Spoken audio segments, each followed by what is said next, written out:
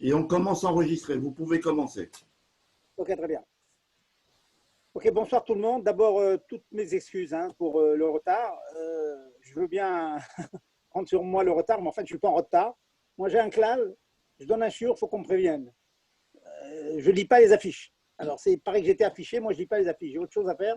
J'étudie la journée, je réponds aux questions, donc je ne regarde pas les affiches, je regarde pas. Donc, je n'étais pas du tout au courant que je donnais un shiur. Donc, voilà, ça, c'est mon excuse. Je vous dois toutes mes excuses pour ce retard, ceux qui ont attendu. Non, non, c'est Bon, de on ma va faire faute. C'est de ma un faute. mois. C'est de ma faute. En quelques minutes, Hachem, on va quand même dire des halachot, on va s'attacher à Dieu. Chaque halacha, kol hashoneh anachot vekol yom, muftach lo shehu ba'olam haba. Toute personne qui fait des halachot tous les jours, il est sûr qu'il aura l'olam haba bezat Hachem. Donc, on va étudier aujourd'hui les ilchot chala. L'ilchot chala, vous savez que lorsqu'on fait des gâteaux, lorsqu'on fait du pain, il faut prélever de la chala. En Eretz Israël, c'est une mitzvah de Horaïta. Ça dépend bien sûr s'il y a le Beth Amikdash ou s'il y a le Rov du Klal Israël. Mais de manière générale, en Eretz Israël, c'est Minatora, le prélèvement. C'est un passouk de la Torah. C'est un passouk de la Torah qui dit que lorsque l'on fait une pâte, on mélange de la farine et de l'eau, eh bien, il faut prélever une chala. En Chutzalaret, c'est seulement Midera Banane. Et donc, on verra qu'il y a certaines permissions, certaines coulottes que l'on fait dans cette mitzvah de Afrashat Chala. C'est extraordinaire d'ailleurs. Il n'y a pas plus longtemps qu'il y a une demi-heure, il y a une dame qui m'a appelé, qui a une question. Je vous lance la question. On va tâcher de la résoudre tout à l'heure. Elle a fait du pain avec un peu de farine classique de blé. Elle a ajouté 800 grammes, 700 800 grammes de farine de riz. Elle m'a demandé, est-ce qu'on prélève la chala dessus? C'est une question, ça, il faut la trouver. On en parlera tout à l'heure dans Zatachem. Donc, nous disions que c'était une mitzvah de chaque fois que l'on fait du pain ou du gâteau, de prélever. Alors, tout de suite, je préviens que l'obligation de prélever, c'est aussi bien pour le pain, ça veut dire pour une pâte qui a été pétrie avec de l'eau exclusivement et de la farine, bien sûr on met du sel, que pour des gâteaux qui sont faits donc avec un mélange de farine, d'œufs, de sucre, etc., d'huile parfois. Donc gâteau et pain, on est tenu à prélever. Voilà. Je vais dire que pour les gâteaux, il y a quand même une petite chose que je vais préciser tout de suite, qui est la suivante. C'est que pour les gâteaux, si la pâte, la issa, elle est épaisse, on fait, il y a plusieurs gâteaux du genre au croquant, enfin tous les genres de gâteaux que vous faites à la maison, gâteau au chocolat. La pâte est épaisse, elle ressemble un peu à la pâte à pain, mais elle est pleine de sucreries, de chocolat, etc., etc. Elle est mésonote. Eh bien, cette pâte mésonote, vous êtes obligé de prélever la chala dessus. Alors, une chose qui est ignorée souvent, si la pâte, eh bien, elle est liquide comme la pâte du cake, vous versez, donc elle est dans un moule, vous la versez, vous voyez que ça coule un petit peu, c'est un peu épais, c'est fluide, c'est un peu épais, mais quand même, c'est pas vraiment de la pâte à pain. Eh bien, dans ce cas-là, l'obligation de prélever, eh bien, elle vient après la cuisson au four. Une fois que vous avez pris votre moule avec cette pâte molle et qu'elle sort du four, donc ça a durci, c'est le fameux case qu'on a, chocolat ou œufs jaunes, quoi qu'il en soit, après que le gâteau aura cuit au four, il est sorti du four, à ce moment-là, vous prélevez la chala avec, je vais dire quand même, pour prélever avec bracha, il faut une certaine quantité, que je vais tout de suite donner. Quelles sont les quantités avec lesquelles on prélève sans avec bracha. Donc, en résumé, en attendant, en résumé, vous faites une pâte à gâteau, vous faites une pâte à pain. S'il y a les quantités que je vais dire tout de suite, on doit prélever la chala. Si c'est une pâte à gâteau ou à pain, je vous ai dit qu'il faut une certaine quantité. Ça interdit des femmes, répétez ça à vos femmes si elles ne sont pas à l'écoute. Les quantités se mesurent à la farine. Eh bien, la farine et non pas à la pâte, la issa, la farine. Donc, les chiffres que je vais donner, c'est la farine. Nous considérons, pendant de très, très, très nombreuses années, on avait l'habitude d'enseigner la chose suivante, c'est qu'à partir d'une quantité de farine de 1,666 kg, on va dire 1,7 kg, on prélève déjà, après avoir mélangé avec l'eau, etc., avoir pétri la pâte, on prélève avec bracha. À partir de 1,1 kg, 1,2 kg, on prélève mais sans bracha. À partir de 1,6 kg, 1,7 kg, on prélève avec bracha. Certains poskim, le Benishra et d'autres, ne prélèvent qu'à partir de 2,2 kg, notre quantité dans cela. Le Minak Rabat, pendant de très très nombreuses années, c'était plutôt comme le psak de Rav Chaim Naeh, qui est un grand posek, le Ksota Shulchan, grand posek Rabat, qui avait donc dans son livre, c'est vraiment une autorité dans les shurim, à partir de la kilo 666. Depuis quelques années, on a trouvé des ktavim, des écrits du Tzemar Tzedek, desquels il semblerait que déjà à partir de 1,2 kg, on peut faire avec bracha. Voilà, donc ce sont les chiffres. Ceux qui ont l'habitude je n'ai pas encore pris l'habitude de prélever avec bracha à partir de 1,2 kg, donc j'essaie d'éviter le problème. Mais en tout cas, sachez qu'à partir d'1,2 kg, c'est sûr qu'il faut prélever. Et le Tzemar Tzedek dit que déjà on peut commencer avec bracha.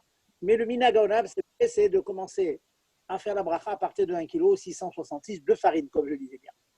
Pour le gâteau, alors faites bien attention, chaque fois, c'est quelque chose d'important, quand vous faites un gâteau avec de la farine, avec du sucre, avec toutes sortes de chocolat, toutes sortes de choses qui donnent du goût, eh bien ce gâteau, il faudra toujours mettre un petit peu d'eau.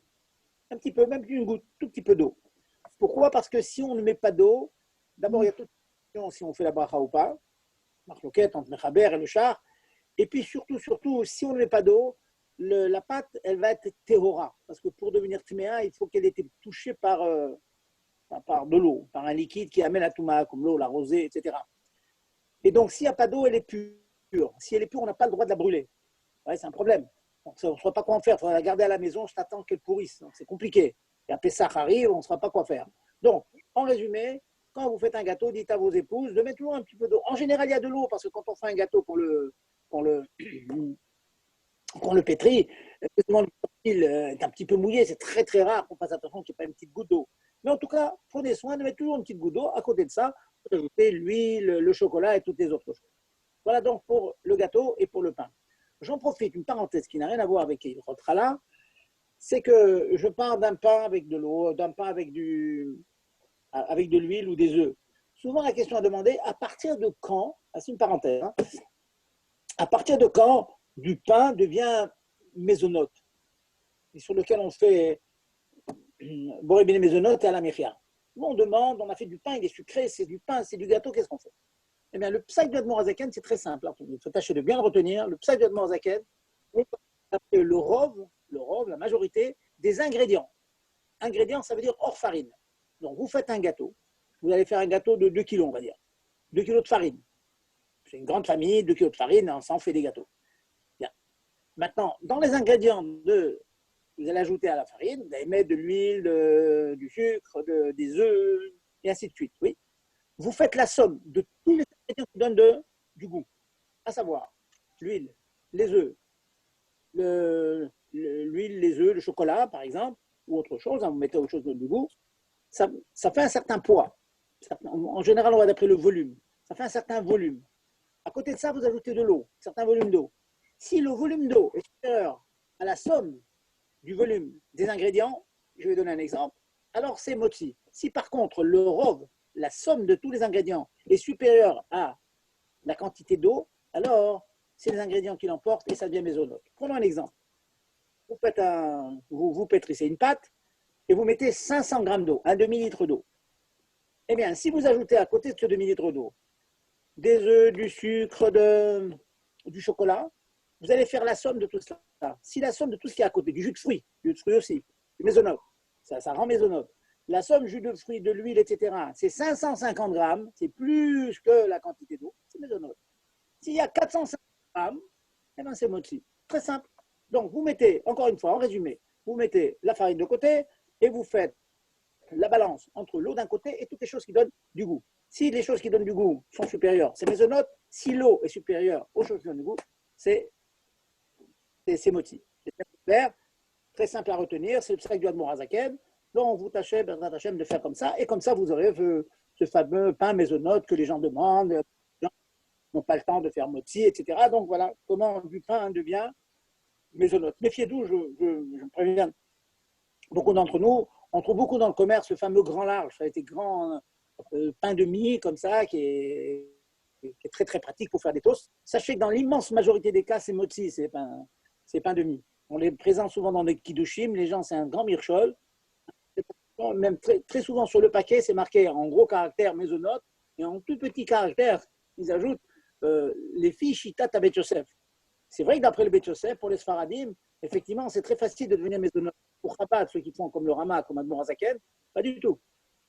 C'est des grands larges, dans l'immense majorité des cas, c'est motzi. Sauf si, bien sûr, le producteur s'est arrangé pour mettre plus de jus de fruits que d'eau. Ça peut arriver. Mais dans les faits, j'ai constaté que très souvent, la majorité de ces pains-là sont du pain motzi. Je fais la parenthèse sur la bracha et je reviens donc où il rote Afrachat Kala. Afrachat Khala. Donc, nous avons dit, on est chayav aussi bien pour les gâteaux que pour le pain, avec les quantités, comme je viens de dire, 1,660 kg ou bien 1,2 kg. Maintenant, je voudrais rajouter la chose suivante, et c'est ça le chidouche, c'est très, très intéressant, c'est assez rare, mais ça arrive. Voilà, ça m'est arrivé aujourd'hui. Imaginons que vous vouliez faire un pain, il paraît que c'est très bien, très bon pour la santé. Vous avez 1 kg de farine, et puis 800 grammes de farine de kitniot. Le kitniot, ça dépend quel kitniot.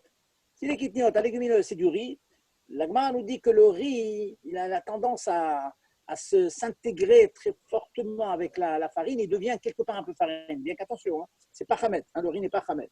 Donc, si vous avez 1 kg de farine classique, de blé, et puis 800 grammes de farine de riz, le mélange fait 1,8 kg, eh bien, ça vous donne une plate sur laquelle il faut prélever la challah avec bracha, puisqu'il y a plus que les quantités que je viens de vous dire. C'est intéressant.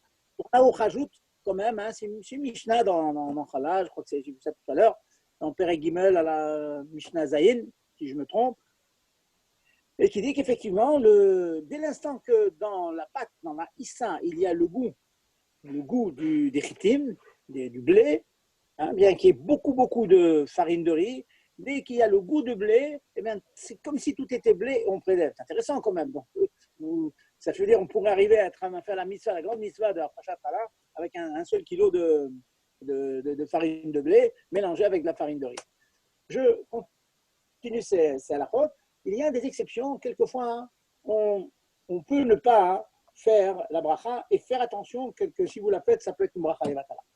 Lorsque l'on fait une pâte, lorsqu'on fait une issa, dont le but n'est pas d'être cuite au four, mais dont le but c'est d'être cuit à l'huile ou à l'eau. Ça arrive. Fricassé, vous savez ce que c'est le fricassé, c'est de la pâte à pain. Bon, quelquefois les fricassés sont faits avec de la pâte maisonnote, mais on peut le faire avec de la pâte à pain, mettez ça dans l'huile, on remet ça sur l'huile. Donc, lorsque vous avez fait cuire ce morceau de pain, cette pâte à pain, eh bien, la cuisson de cette pâte à pain, j'ai bien la pâte à pain, lui enlève meikaradine le chiyuv de challah. Parce que dans challah, c'est marqué lechem. Lechem, c'est de la pâte qui a été mise au four, qui a été cuite au four. Quand elle est cuite à l'huile ou à l'eau, on ne prélève pas à challah. Il y a une chita dans Shulchan Aruch, dit Shomrim, que oui, on peut prélever, donc on prélève, c'est un rabbinotam. On peut toujours le faire, on peut le prendre un tout petit peu, le minimum, mais surtout sans bracha. Eh bien, c'est bonne khumra, quand vous faites des fricassés, de prélever un petit peu sans bracha. Pardon. N'oubliez pas que si la pâte est faite exclusivement pour être cuite à l'huile ou à l'eau, on ne fait pas la bracha. Si maintenant vous faites une pâte qui va être une côté elle va être cuite au four et l'autre côté qui va être cuite à l'huile, alors là oui, effectivement, on fait la bracha.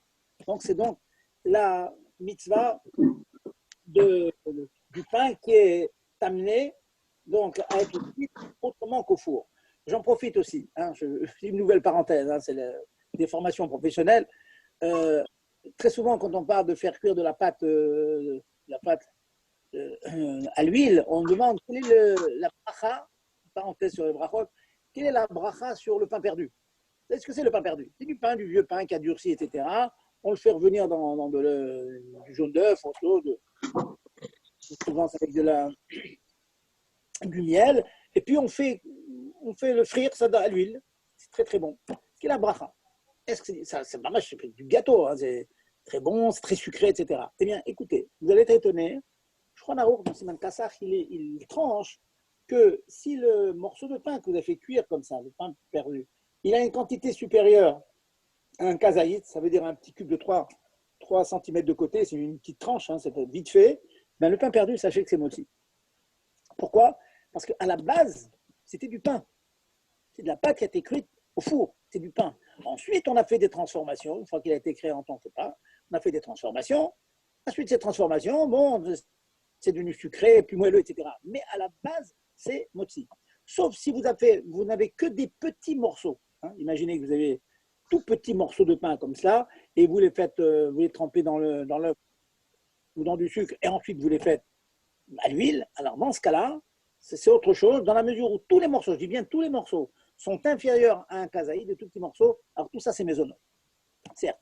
Mais en général, quand on fait du pain perdu, il y a toujours une tranche qui est donc supérieure. À peu près dans le pain, ça va vous faire 20 grammes.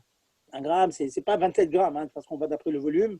C'est 27 centimètres cubes de volume, ce qui fait à peu près même 20 grammes, même peut-être moins que 20 grammes. Donc c'est vite fait d'avoir le kazaï. Donc la bracha, en général, du pain perdu, c'est la bracha et Birkat Hamazon, bien sûr. Je reviens donc à Ilchot Chala. Donc on a passé en revue l'ensemble des Ilchot Chala. Je rappelle une chose qui arrive malheureusement. Vous avez élevé la chala, vous avez fait votre pain, et puis il se trouve que je parle pour moi qui habite hier, Ezor, Paris, ça veut dire en route à l'arrêt. Il se trouve qu'on n'a pas prévu la chala. Pas oublié, un oubli. On se trouve les chalotes sur la table, Shabbat, des belles chalotes, bien croustillantes, et puis on se trouve qu'on n'a pas prévu la chala. On peut pas manger, c'est interdit. C'est Tevel, ça s'appelle Tevel, interdit.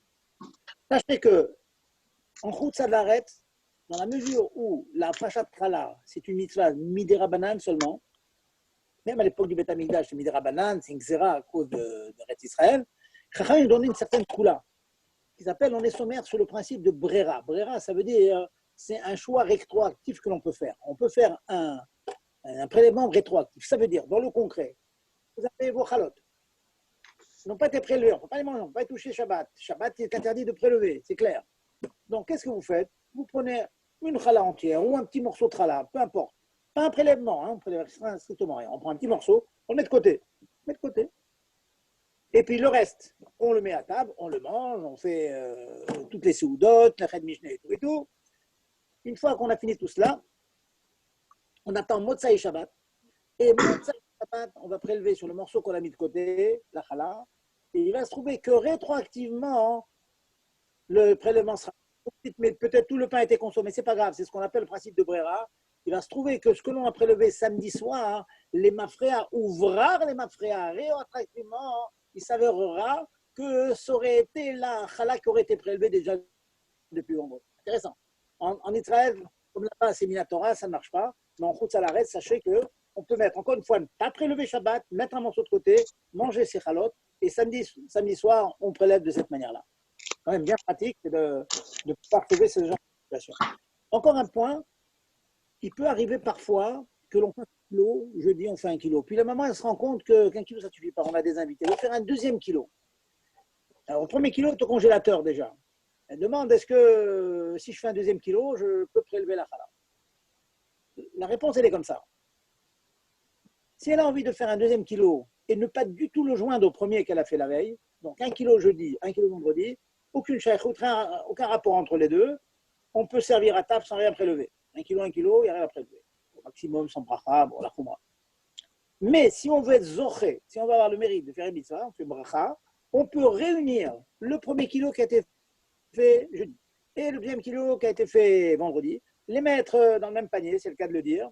Hein, ça s'appelle tirouf tzal. On recoupe pour que tout soit bien entouré et on prélève avec bracha sur la somme de ce qu'on a fait jeudi et vendredi. Et pas l'avdavka jeudi et vendredi. Même si vous avez fait un autre alot il y a 15 jours, qui est au congélateur encore, vous en faites encore 1 kilo aujourd'hui, vous aurez le mérite de mélanger tout cela et puis ça marche. Vous pouvez faire la bracha dessus. C'est quand même bien pratique. Souvent les femmes demandent, elles ont fait des gâteaux et du pain. Est-ce qu'on fait 1 kilo de gâteau, 1 kilo de pain? Est-ce qu'on peut réunir ces deux pâtes, pâte à gâteau, pâte à pain, et prélever, faire la bracha? Alors là, Shulchan Aruch dit comme ça dépend si on est makpid sur le mélange de ces pâtes-là. Ça veut dire makpid, est-ce que ce sont des pâtes qui sont compatibles? Imaginez que vous fassiez, par exemple, prendre le cas limite, la pâte à cake, elle est complètement fluide, complètement liquide, puis la pâte à pain, on ne voit pas qu'on va mélanger ces deux pâtes. Donc il est clair, pour ne pas prendre 1 kilo de cake, c'est 1 kilo de chalotte classique, les mélanger, même après la cuisson, et prélever. Par contre, il peut arriver parfois qu'on soit dans un guédéron très très proche, il y en a qui font vraiment du pain maisonnote où il y a à peine un peu plus d'huile que d'eau. Donc, c'est pratiquement du pain, mais on a mis un petit peu plus d'ingrédients que d'eau. Dans ce cas-là, les pâtes peuvent être compatibles. On pourrait prendre 1 kilo donc, de ce fameux pain maisonnote où il y a beaucoup d'eau, à peine un peu moins d'eau que d'huile et d'œufs, etc. Mais dans la mesure où ces pâtes sont compatibles, on ne serait pas macpide, on ne serait pas pointilleux, on ne serait pas gêné de les mélanger éventuellement. Donc, on peut les additionner et faire la bracha. Donc voilà, je résume en 2 mots. Les 2 ou 3 petits redushim que je vous ai dit aujourd'hui, c'est n'oubliez jamais, bien qu'on entende le contraire souvent, on ne fait pas la bracha sur les gâteaux. C'est une erreur. C'est clair, c'est marqué dans le Shulchan Aruch, c'est marqué dans le Mechaber, le Rama. Juste le char qui dit quand il n'y a pas du tout d'eau, alors on prélève. Alors on prélève sans bracha. Mais dire qu'on n'est pas chayav, c'est une erreur. C'est une erreur. Alors bien sûr, il faut une grosse quantité, il faut dont j'ai parlé tout à l'heure, mais c'est clair que sur les gâteaux, il faut prélever, même sur les gâteaux à pâte molle, le liquide, dans la mesure où, au final, quand ça sort du four, c'est dur, on prélève après la sortie du four. J'espère que cela est bien clair. N'oubliez pas d'ajouter toujours un peu d'eau quand vous faites un mélange d'une pâte maisonnote, toujours un petit peu d'eau. Voilà. Et puis, n'oubliez pas aussi qu'une pâte qui n'est pas réservée à être cuite au four, qui n'est pas l'échem, là, on ne prélève pas. Si on veut, on peut faire une choumra pour faire mieux, parce qu'il y a une chita qui pense que oui, mais en tout cas sans bracha. Donc, les fricassés et tout ça, tout ce qui est cuit à l'huile, on ne fait pas. Voilà, j'ai essayé de vous résumer très rapidement. Encore une fois, excusez le retard, ceux qui ont attendu. La prochaine fois, Gérard prendra soin de me prévenir avant que je donne le chiour. Gérard, est-ce que je suis dans les temps? Oui, très très bien. Vous avez même encore du temps. Bon, il y a des, je pense qu'il y a des, Alors, il y a s'il y a du temps, des questions. j'ai dit, comme c'est quelquefois il faut laisser du temps pour assimiler, alors je vous invite à poser toutes les questions qui peuvent vous gêner. Voilà, alors David Soussan, on lui donne la parole. Allez-y, David. Bonjour. Est-ce que dans le cas de Ouvrar Milechat Trila, il faut faire une bracha? Approchez-vous du micro. Est-ce que dans le cas de Ouvrar Milechat Trila, il faut faire une bracha? Est-ce que dans le cas de Ouvrar, lorsqu'on fait le prélèvement rétroactivement, est-ce qu'il faut faire une bracha? dans la mesure où rétroactivement ça marche, oui, c'est le prélèvement, il marche rétroactif, il marche. Mais il n'y a pas eu de prélèvement puisqu'il n'y a plus de pain à partir duquel nous avons prélevé. Vous faites Motzai Shabbat, vous faites le prélèvement. C'est un prélèvement qui va marcher rétroactif, mais vous le faites. Vous voyez ce que je veux dire? La couchée qu'il y a sur ça, c'est que, mais voilà, maintenant il n'y a plus rien, on a tout mangé. C'est ça tout le principe de Brera. Il y a des sous-biotes entières dans le chat sur ça. Ça, le principe de Brera, ça veut dire ce que je vais prélever, Motzai Shabbat, ouvrar les mafréas, il va s'éclaircir rétroactivement que c'est la chalak que j'aurais dû prélever vendredi. Voilà. Alors, il y a une question qui demande est-ce qu'une pâte à crêpes, est-ce qu'on prélève? Alors, Zaken, il parle de ça. Dans la pâte à crêpes étant, elle n'a pas un digne de l'Echem. Vous voyez, elle n'a pas un digne de l'Echem parce que c'était, je parle bien la pâte à crêpes qui est liquide et qui s'étale complètement. Vous voyez? Et là, entièrement, non, c'est pas chayav de prélever, non. Faites attention parce qu'il y a des crêpes qui sont très épaisses et tout, mais les crêpes classiques, où la pâte est liquide et qu'on verse et puis ça se durcit, on ne prélève pas dessus, non. En fait, il y a une marloquette, mais dans Birkot Hanenim, Admor Zaken parle de ça, mais le psak, c'est que non. Est-ce que les pâtes doivent se toucher pour les prélever? Alors, pas forcément. Si c'est dans le même, si elles se touchent, mais si elles sont dans le même panier, on appelle sirous ça. Même quand on a plusieurs, par exemple, vous avez 2 qui se touchent, celles qui sont à côté ne touchent pas. Mais il faut qu'elles soient dans le même salle et recouvertes de telle sorte que elles sont bien entourées. D'accord. Jackie, tu veux poser une question? Jackie? À partir de combien de grammes de cuisson de pain il faut prélever sans la bénédiction, quoi? Sans la bénédiction? Oui. Alors, sans la bénédiction, à partir, les machmérim, ils commencent à partir d'un kilo. À partir d'un kilo. 1,2 kg, ça je vous ai dit, il y a cette fameuse chidouche là qu'on a trouvé récemment, que c'est marqué Tzedek des Kapardé, qui est 2 déjà de 250, déjà on fait la bracha. Bon, chacun continuera son minag, demandera à son rave comment qu'il faut se comporter. Mais le classique, c'est Rav Chaim Naé qui a tout le Sheikh Habab a toujours suivi auparavant, avant ce Kiddush-là, le Rav Chaim Naé. Donc ça veut dire, on disait en général, à partir de 1,1 kg, c'est 100 bracha, 1,1 kg 200 sans bracha, 1,6 kg 660 avec bracha. Et pour les Sfaradim, souvent c'est 2,2 kg, hein, Ben Ishraï.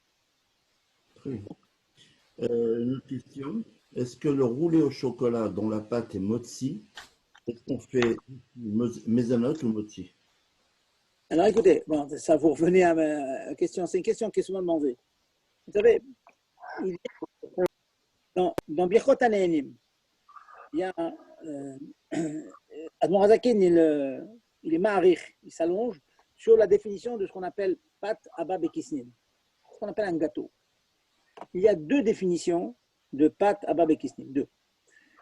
Il y a une pâte, une issa, qui est nilosha des méperot, ça veut dire soit pétri avec de l'eau, c'est pétri avec un jus de fruits ou avec de l'huile, autre chose que de l'eau. Donc, dans la mesure où c'est pétri avec autre chose que de l'eau, ça a un goût, ça devient sucré, ça devient friable, ça devient autre chose, ça devient plus un gâteau, ça devient mésonote, pardon. Donc, mésonote, c'est du pain, mais pétri avec autre chose que de l'eau. Ça, c'est Admor Hazaken. Tout à l'heure, je vous ai dit, s'il y a de l'eau et de l'huile, alors on garde le rov et tout. Bon, c'est une parenthèse dont je parlais tout à l'heure. Mais la définition, c'est une pâte avec exclusivement du jus de fruits, à la base, à la source. Une deuxième définition que donne Admor Hazaken de pâte à babekisnin, et ça se rapproche de vos questions, c'est, vous avez fait une vraie pâte à pain, alors, une vraie pâte à pain. Et puis, c'est comme les mots le disent, pâte à babekisnin. Kisnin, ça veut dire dans des poches. Donc, dans cette pâte à pain, vous mettez des sucreries, de la crème pâtissière, du sucre, du miel, etc. Et puis, vous passez tout ça au four.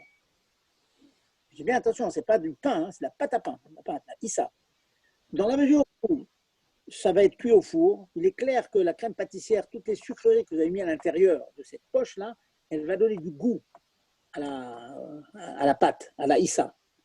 Donc, ça, c'est la deuxième définition de pâte à babekisnin du gâteau, c'est-à-dire c'est de la pâte à pain, mais dans laquelle on a mis des produits, des ingrédients sucrés qui ne sont pas pétris avec la pâte. C'est ça la différence avec la première définition. Ils ne sont pas pétris avec. C'est la vraie pâte à pain.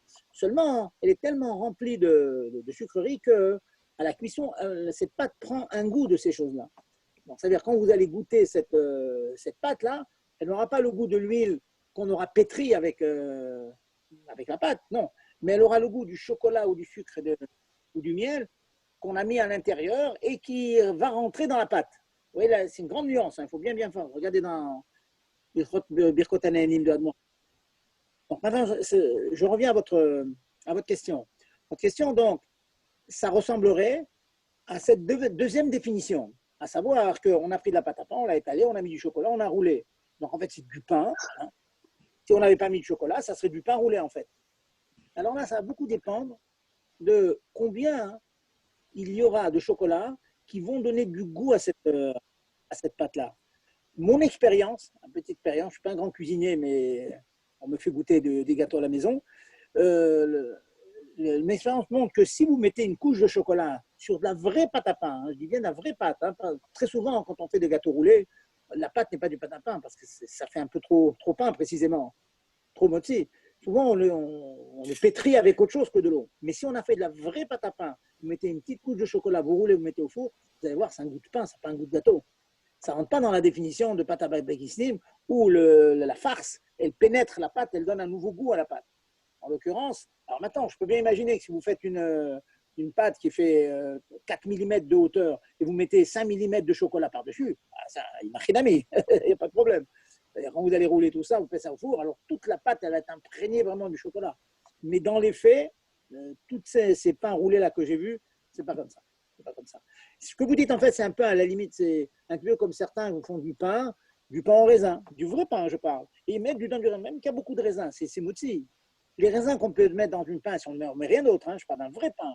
Du vrai pain, et pour donner un petit goût, on met des raisins, on met des fois des petites amandes et tout. L'éclair, c'est du mozzi. Les raisins, non. Il n'y en a pas suffisamment pour donner du goût à la pâte quand ça passe au four. Vous voyez? Donc, votre question, elle peut dépendre de la proportion de chocolat par rapport à la pâte. Et l'expérience montre, en celle que j'ai, à moins que vous ayez une autre recette, je ne sais pas, mais celle que j'ai vue, les pâtes à pain que j'ai vues rouler dans le chocolat, c'est motzi. Pachout, c'est motzi. Bon, on fait ça d'ailleurs parce qu'on évite. Hein, chez nous, on s'arrange pour que la pâte elle-même soit pétrie avec autre chose. Pétrie avec du jus de fruits, etc. Ce qui fait qu'elle est maisonnote BSM. Et Voilà. une autre question, toujours dans le même sujet. Certaines familles tunisiennes font ce qu'on appelle du pain perdu. Du pain perdu. C'est-à-dire c'est des tranches de pain qui… Gérard, vous parlez? Comment? C'est vous qui parlez, Gérard? Mais j'en ai parlé, vous n'avez pas entendu tout à l'heure? Non, non, parce que c'est pas la même chose, parce que là, c'est roulé dans une sauce liquide à base de soja avec du sucre et c'est passé à la friture. Exactement ce que j'ai parlé. Gérard, je vous répète ce que j'ai dit tout à l'heure. Le pain perdu, je suis tunisien aussi, je ne sais pas si vous êtes au courant, je sais ce que c'est le pain perdu. Bon, donc ce pain perdu, à pâte au soja, tout ce que vous voulez, au soja et tout, j'ai dit tout à l'heure, et c'est frit dans l'huile, si le morceau, il a plus d'un kazaït, il a plus d'une vingtaine de grammes, un kazaït, c'est un cube de 3 cm sur 3 cm sur 3 cm, c'est motzi. Si vous faites que des petits morceaux, ce qui est très rare, le pain perdu, on ne fait jamais des petits morceaux, on fait des tranches. C'est motzi. Donc, je vous rassure, le pain perdu tunisien, c'est motzi. C'est clair? Ah oui, c'est clair. Encore. Allez, encore quelques questions. Allez-y. C'est bon? Plus personne? On arrête le coup? Bon, a priori, il n'y a pas de questions, Rav. Et encore désolé de vous avoir… Non, franchement, c'est moi qui suis désolé. Hein. Tu sais ce que c'est que Tirha et Tiboura, de fatiguer le public, les gens qui attendent, c'est très désagréable. Hein. Bon, on va faire. Mais tant je sais… La prochaine fois, on va se mettre au courant plus vite. Bon. Je vais vous dire un petit word quand même, si vous me permettez, pour finir. Oui. Il y a un midrash qui dit comme ça que quand Nebuchadnezzar a conquis tout ce qu'il a conquis, il s'est mis à danser, il s'est mis à chanter Bessimcha. Bessimcha. Alors, l'ange est venu, il est venu, ça trop haut, il a donné un petit coup sur le menton, comme ça. Il a cassé sa joie. Voilà, midrash dit comme ça. Alors, puis le midrash dit, par contre, il y avait un juif comme ça qui était malheureux. Il était Bessimcha. Eh bien, l'ange est venu, il a donné du chizouk, il a donné beaucoup, il a aidé dans sa simcha. Il y a un mot du Kotzker. C'est en rapport avec les prakim qu'on fait dans le Tanya maintenant. Il dit comme ça. Il dit, c'est quoi la différence? Quand vous avez un goy, imaginez Trump, le grand Trump. Il a une grande victoire, il va passer aux élections et il va se mettre à danser, il va remercier Dieu. C'est un kiddush Hashem, il remercie Dieu. Bon, Hashem, en France, ça le va que le président, il remercie Dieu. Jamais, on ne parle jamais. C'est l'oubliette en France, hein, c'est presque interdit. Hein, c'est laïque, on n'a pas le droit d'en parler. Donc, pourquoi il a fait ça? Après, dans un yesod dans la Yadou, un grand yesod. On remercie Dieu quand tout va bien, quand on est en bonne santé, quand on a la victoire. Ok, c'est bien. Alors, on va donner des shvachim à ce Nebuchadnezzar qui était un rachat. Certes, il a eu beaucoup de mérite, il a bien récompensé.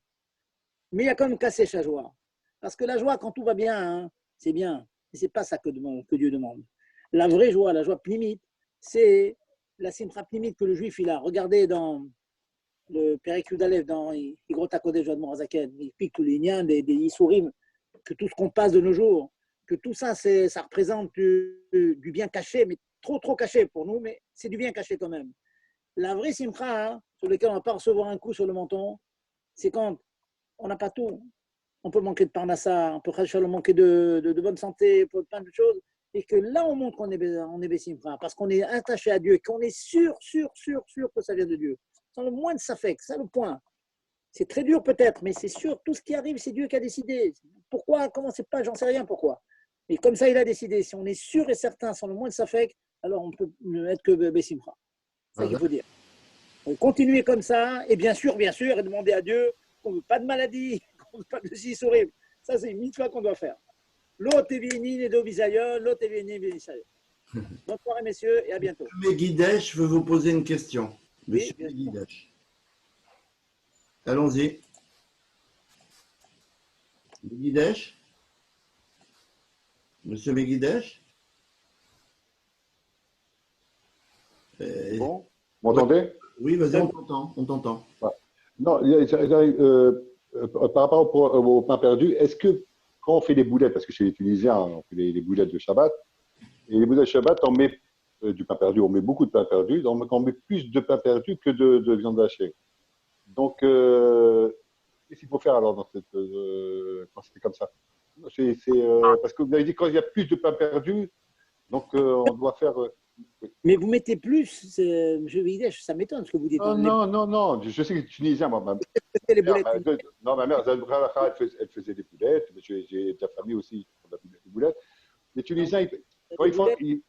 Non, le pain perdu, ça tient plus pour les boulettes. Ouais, Donc, mais il y ils a mettent plus de viande. pain perdu. J'ai une confirmation de mon épouse, elle m'a dit elle ne connaît pas des boulettes où on met plus Ah, de pain la de coupe de viande, Megidèche. Bon, il y en a, moi j'ai vu qu'ils mettent plus. Donc, c'est pour ça, non, au cas où il y a plus de pain perdu. Ça, il faut réfléchir, effectivement. Laissons le pain perdu, c'est une question générale avec du pain. Du Oui, pain, c'est ça, oui, du pain, avec du pain. Voilà, avec du pain. Oui, pain de la pain qu'on a fait fondre un peu dans l'eau. Et qu'il y a un rove de pain. Un robe de pain. J'ajoute que s'il y a un rove de pain, on ne peut pas faire chacol là-dessus. Ça reste du pain, c'est évident. Ça reste du pain. Donc, on est obligé de faire moitié alors. Oui, mais d'après ce qu'on dit, oui, ça reste du pain, donc ça reste moussé. Du pain, ok. Je voudrais bien voir ces boulettes où il y a de la viande. Maintenant, on va dire que non, une fois que ça a eu un chème de pain, si on avait fait de la viande alors que c'était de la pâte la issa avant de passer au four, certes, parce que la pâte aurait pris le goût de la viande, c'est autre chose. Oui. En l'occurrence, c'était déjà du pain. Il y a ichalout shem lechem alze. Donc le fait de mélanger, ça reste lechem. D'accord, merci beaucoup. Merci. Voilà. Bravo. Merci, Rav. Je vous en prie. Des bonnes Continuez comme ça. Chazak Gérard, continuez avec dans tout ce punch là que vous mettez dans les chiots. Chazak Ouvaro. Merci beaucoup. À très bientôt.